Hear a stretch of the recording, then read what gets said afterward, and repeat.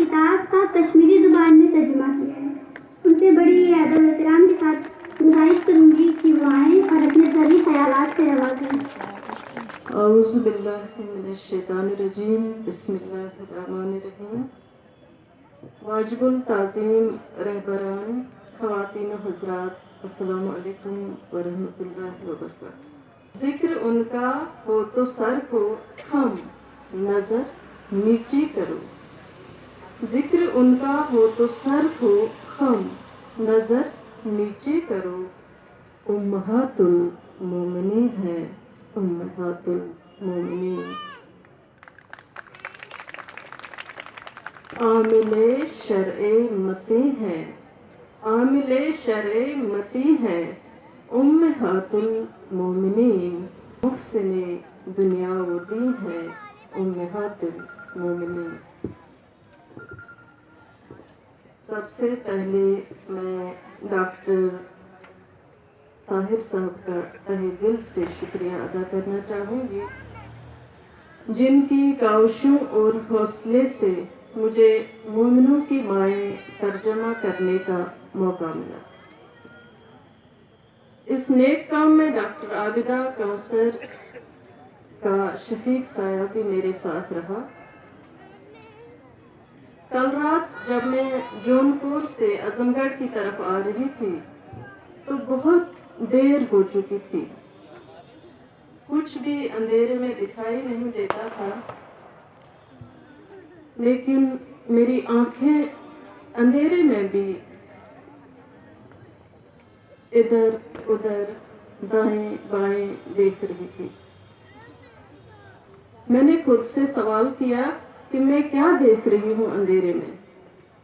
تو میری روح نے مجھ سے کہا، یہ وہی آنکھیں ہیں جو مدت سے اس سرزمین کو دیکھنے کی تمنا رکھتی تھی،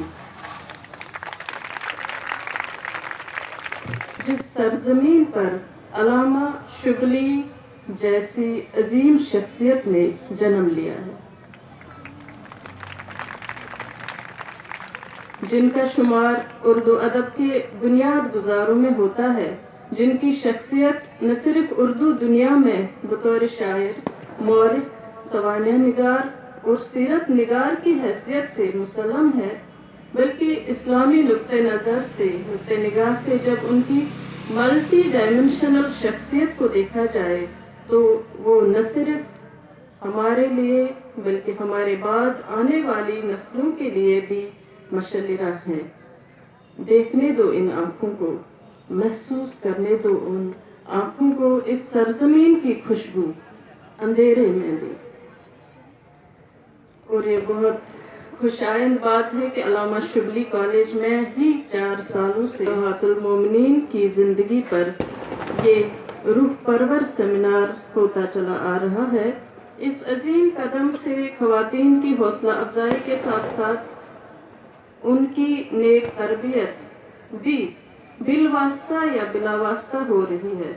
تربیت کس معنی میں ہو رہی ہے، یہ مجھے اس تجربے سے معلوم ہوا جب میں نے ڈاکٹر طاہر صاحب کی ترتیب دی ہوئی کتاب مومنوں کی مائیں کا ترجمہ کشمیری زبان میں کیا۔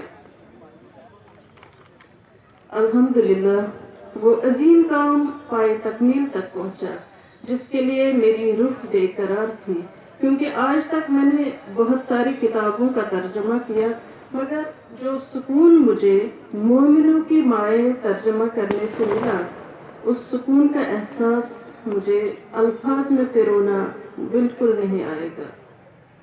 امہات المومنین کی پوری زندگی 2 سال ورق ورق حرف حرف پڑھ کر جو کیفیت روح و قلب پر رہی وہ معنی خیز تھی۔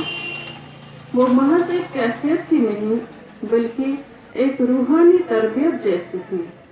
ان عظیم شخصیات کی عظمت، صبر و استقلال، حلیمی، نرمی، شیرین اخلاق اور سخاوت، غرض ان کی روشن زندگی کا ایک ایک پہلودار لمحہ مجھ جیسے حقیر قلمکار کے حصے میں خوش نصیبی سے آیا۔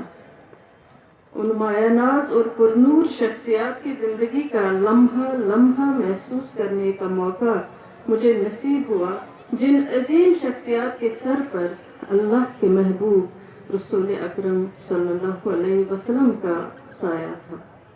اس سے بڑھ کر کیا تحفہ ہونا چاہیے میرے لیے کہ حضرت خدیجہ رضی اللہ تعالیٰ عنہا، حضرت سودا، حضرت عائشہ، حضرت زینب، حضرت سلمہ، حضرت صفیہ، حضرت حفصہ، حضرت جویریہ رضی اللہ تعالیٰ عنہا جیسی عظیم مومنوں کی ماؤں کی زندگی کا ہر ایک لمحہ 2 سال ہر سانس میری روح کو آب حیات میسر کرتا رہا۔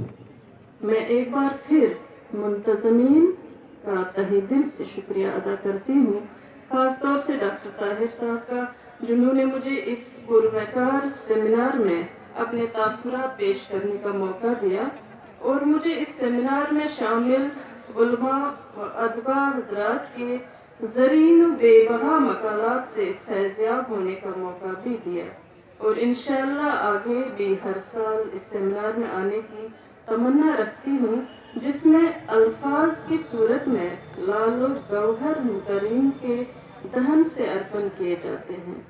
میں سوچ رہی ہوں، اکثر آپ نے سنا بھی ہوگا کہ کشمیر مہمان نوازی کے لیے بہت مشہور ہے، لیکن آج تک میرے ذہن میں بھی یہی تھا، لیکن آج اس سرزمین پر آ کے، اس معطر سرزمین کو دیکھ کے، یہاں کے معزز عالموں کو دیکھ کے، یہاں کی مہمان نوازی دیکھ کے، میں کشمیر کی مہمان نوازی بھول کر بہت کچھ یہاں سے ساتھ لے جا رہی ہوں۔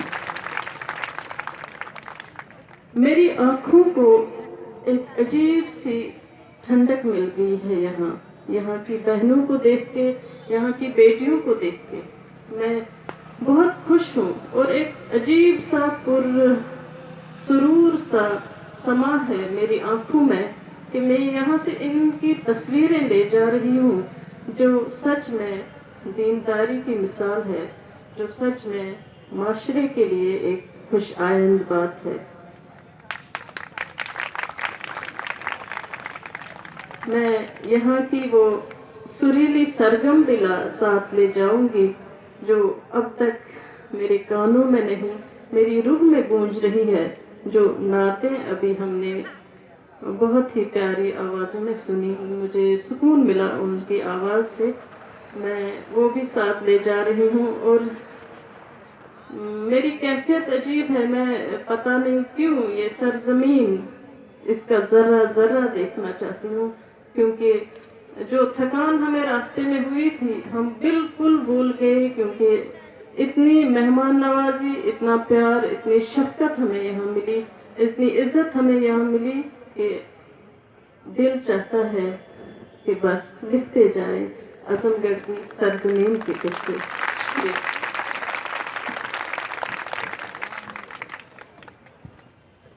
بہت بہت شکریہ۔